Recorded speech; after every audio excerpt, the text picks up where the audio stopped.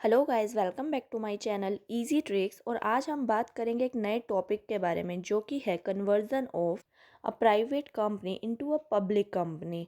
आज हम जानेंगे कंपनीज एक्ट 2013 में इस टॉपिक को लेकर क्या प्रोविजंस दिए गए हैं। तो आइए इस वीडियो को स्टार्ट करते हैं। सबसे पहले जानते हैं क्या एक प्राइवेट कंपनी को पब्लिक कंपनी में कन्वर्ट किया जा सकता है। तो इसका आंसर है हाँ। इसके लिए कंपनीज एक्ट 2013 के सेक्शन 14 सबसेक्शन 1 के प्रोविज़ो फर्स्ट में बताया गया है कि कुछ चीज़ों को फॉलो करके हम प्राइवेट कंपनी को पब्लिक कंपनी में कन्वर्ट कर सकते हैं। सबसे पहले प्राइवेट कंपनी के आर्टिकल ऑफ एसोसिएशन यानी कि एओए में ऑल्ट्रेशन करना होता है। एक प्राइवेट कंपनी के आर्टिकल ऑफ एसोसिएशन में कुछ रिस्ट्रिक्शंस और लिमिटेशंस दी गई होती हैं। अगर आप प्राइवेट कंपनी की डेफिनेशन को पढ़ेंगे जो कि सेक्शन 2 सब सेक्शन 68 में दी गई है, तो वहाँ पे 3 रिस्ट्रिक्शंस दी गई होती हैं जिनके बारे में हम आगे बात करेंगे। तो उन तीनों रिस्ट्रिक्शंस को कंपनी के आर्टिकल ऑफ एसोसिएशन में से रिमूव किया जाता है, क्योंकि वो 3 रिस्ट्रिक्शंस प्राइवेट कंपनी पर ही लगाई जाती हैं, पब्लिक कंपनी पर उन्हें नहीं लगाया जाता।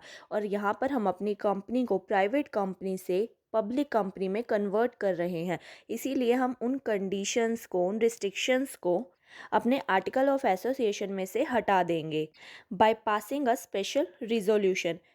कंपनी एक जनरल मीटिंग में एक स्पेशल रिजोल्यूशन पास करेगी। स्पेशल रिजोल्यूशन उसे कहा जाता है जहां पर कंसेंट ना देने वालों से 3 टाइम्स होते हैं।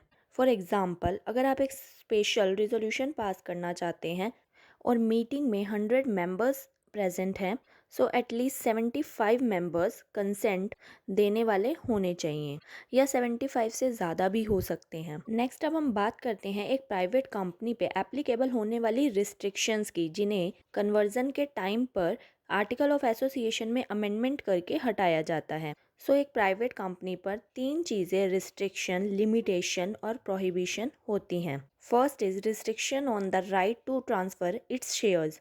एक प्राइवेट कंपनी अपने शेयर्स को पब्लिक को इशू नहीं कर सकती। कंपनी के मेंबर्स, अपने रिलेटिव्स, फ्रेंड्स, इन्हीं को ही अपने शेयर्स इशू कर सकते हैं। तो ये एक रिस्ट्रिक्शन होती है जो कि प्राइवेट कंपनी पर एप्लीकेबल होती है। Second is limitation. Limitation to the maximum number of members.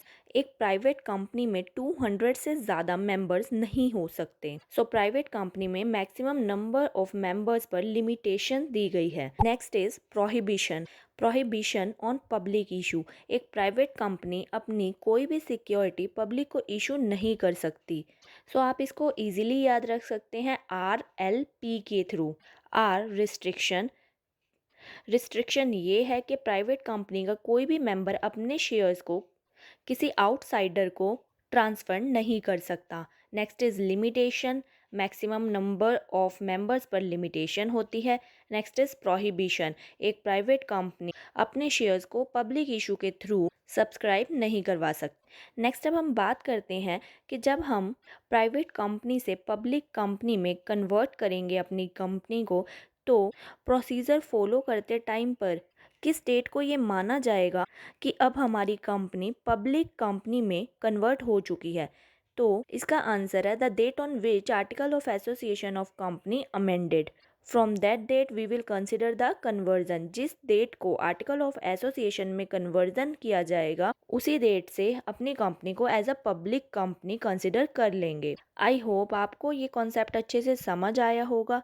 अगर ये वीडियो आपको अच्छी लगी तो प्लीज़ वीडियो को लाइक एंड शेयर करें और चैनल को सब्सक्राइब करें, और आगे आने वाली वीडियोस आपको मिल सके इसके लिए बेल आइकन पर ज़रूर प्रेस करें। Thank you for watching the video.